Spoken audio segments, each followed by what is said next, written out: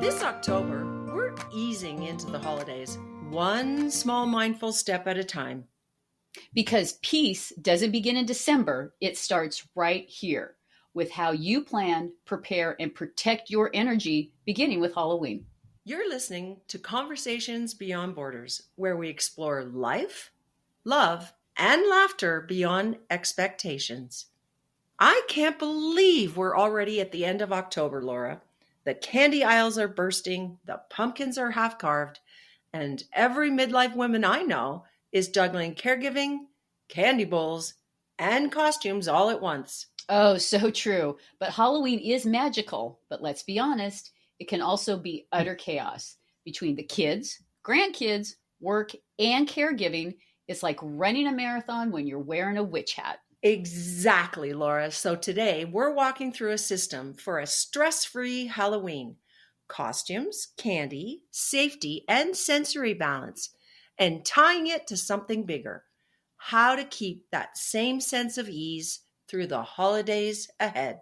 Because if you can create a calm on Halloween, you can carry that into everything else. So let's start with a fun one. Susan, what's your most chaotic Halloween memory?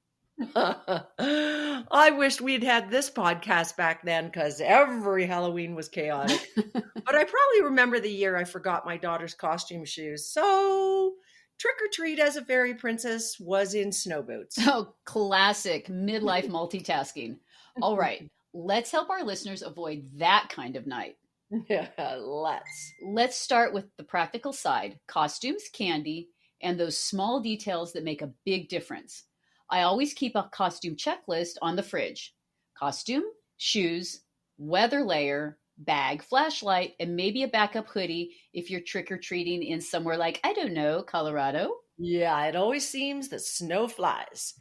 Yes, because freezing fairies aren't festive. And candy, please buy it early. Otherwise, you'll be standing in the store with the only protein bars and raisins left. And for our grandparents, I love having mini caregiver kits: snacks, wipes, water, flashlight, maybe an extra pair of mittens. You'll thank yourself halfway through the night. You will. And let's be honest, half the chaos of Halloween is logistics. We try to make it magical, but sometimes the magic is just remembering the batteries for the flashlights. Or realizing that you can simplify and still make it wonderful. It's not about doing more, it's about doing what actually matters. I agree. And here's where midlife magic really shows up: balancing caregiving with trick or treating. We're not just managing kids anymore. Many of us are juggling dinner routines, aging parents, and trying to keep the dog from eating the candy. I always suggest staggering times. One adult takes younger kids early while another handles meals or bedtime. That way, the night feels smoother and everyone's energy lasts longer. Yeah, and if you are the caregiver, prep food ahead. Maybe a pot of chili or soup waiting at home means you can actually enjoy the night instead of sprinting back to an evening filled with stress. So true. That's where shortcuts save sanity. And that's where good enough comes in. The holidays start with small moments like this where you give yourself permission to breathe. Yes, it is. And choosing ease over perfection now sets the tone for November, where you let one thing be good enough. You're not failing, you're freeing yourself. Let's zoom out from Halloween candy to the bigger picture, the good enough holiday.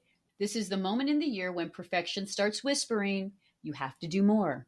And we're here to say, no, thank you. Exactly, because every year we end up trying to create the movie moment when all anyone really needs is presence. The magic is in the laughter, not in the matching of the napkin Oh, rings. so true, so true. I used to think perfection showed love. Now I know presence is love. It's letting your people see you happy, not frazzled. Oh, Laura, I love that. Our cue for this week says it best. Where can I choose good enough? And I'll tell you, when you start asking that question, things begin to shift. Suddenly you have more energy, more laughter, more time to be a part of the memory. The permission slip journal page in the seasonal calendar was created for this exact reason. Write one thing that you're willing to release.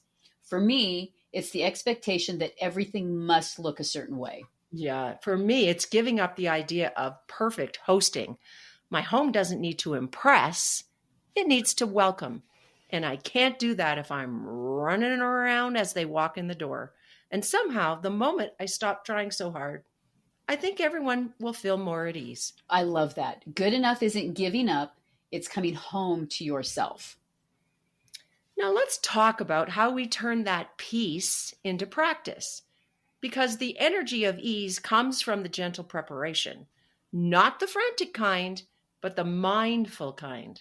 When I prepare softly, I'm really saying to my future self, I care about you. It's like emotional time travel, sending a little comfort forward. A cue you will see in this month's calendar asks, how can I prepare for next month now? It's not about controlling outcomes, it's about anticipating needs. Maybe it's refilling a prescription, getting that meal plan ready, or simply planning your nothing day. Yes, I love nothing days. They sound lazy, but they're life giving. The monthly mindful reset in our seasonal calendar walks you through what worked, what felt heavy, and what deserves more space. I always find that when I take that pause, I started seeing what I actually need: less clutter, fewer commitments, and more quiet. And when you prepare from peace, you leave room for joy to sneak in. That's the real magic of the season, joy that arrives without an agenda. Agreed. And before we wrap up, let's hit some practicals for Halloween night. Safety first. Make a route map. Bring your glow sticks or your reflective tape and flashlights. It's simple, but it does matter. And for kids with sensory sensitivities, think comfort first. Soft fabrics, maybe a quieter path, or even a handout candy plan can make the night inclusive instead of feeling overwhelming. And if you're co-parenting, plan the details early. Who's handling costumes? Who walks the route? And who manages bedtime candy? I don't want that one. Clear communication makes the night smoother for everyone. I call it the Halloween handoff. It's not about dividing the fun, it's about sharing in the joy. And that's true for every part of the holidays ahead. More grace and less grind. So here's our final thought for October. Peace doesn't come from a perfect plan. It grows from a small, mindful moment of preparation. That's right. Whether it's Halloween night or the holidays ahead, a little foresight and a lot of grace can go a long way. Check our show notes for your Halloween prep pack, the costume checklist, and those tips for any anxiety that arises. They're free and designed to make the night easy and calm. And when you use them, tag us on the socials at Conversations Beyond Borders. We want to see your good enough moments, the ones where peace wins over perfection. Because the goal isn't a flawless night, it's a connected one.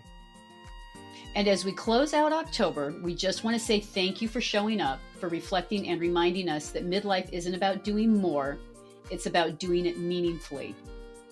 So breathe, rest, and remember, life isn't perfect, it's lived. We'll see you in November for the Thanksgiving edition of the Good Enough Holiday, so stay tuned.